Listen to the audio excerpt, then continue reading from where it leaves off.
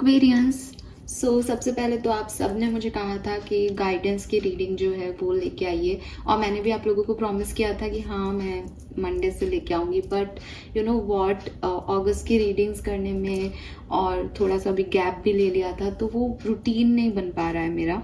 But क्योंकि मैंने आपसे प्रॉमिस किया था, इसलिए मैं आज ये रीडिंग कर रही हूँ 28 जुलाई 2025 के लिए। तो थोड़ी सी शॉर्ट में कर रही हूँ, फटाफट से मैं आपको गाइडेंस दे दूंगी आज का। बट यकीन माने उतना ही जो है तरीके से दूंगी जितना मैं हमेशा कहती हूँ, बस ओवर एक्सप्लेनिंग नहीं होगा वो, ठीक है। एंड मैं 1 अगस्त से ही जो है गाइडेंस की रीडिंग को कंटिन्यू करूँगी। अभी थोड़ा और रेस्ट ले लेते हैं ताकि अच्छे से एकदम मतलब रीडिंग्स आती रहेंगी, जो जनरल रीडिंग्स हैं, जैसे वीकली रीडिंग हो गई आपके नेक्स्ट वीक की, और अगस्त का प्रेडिक्शन आने वाला है, तो ऐसे रीडिंग्स करती रहूँगी। बट वो जो रूटीन सेट है ना कि हाँ डेली एक गाइडेंस रीडिंग बनानी है, वो थोड़ा सा नहीं हो पा रहा। अभी क्योंकि मैंने प्रॉमिस किया है, सो लेट्स सी एक्वेरियस 28 जुलाई 2025 के लिए आपको किस बात का ध्यान रखना चाहिए।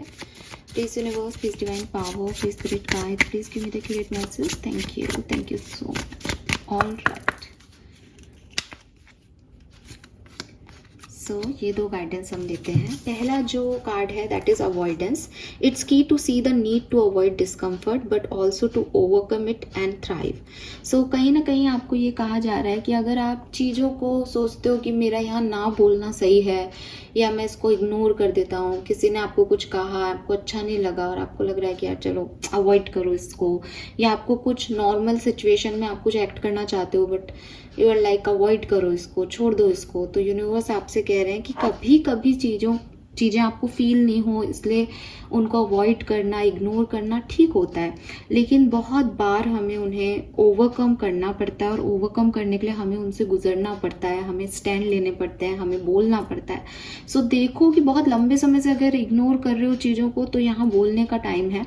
और अगर पहली बार कोई सिचुएशन है तो आप इग्नोर कर सकते हो, लेकिन हमेशा चीज़ें इग्नोर करने से चीज़ें ख़त्म नहीं होती, आपको उसको ओवरकम ही करना होता है। चैलेंज को छोड़ देने से चैलेंज खत्म नहीं हुआ। जब भी आप उस रोड से जाओगे वो चैलेंज रहेगा ही रहेगा, और आपको जाना है आगे, ठीक है।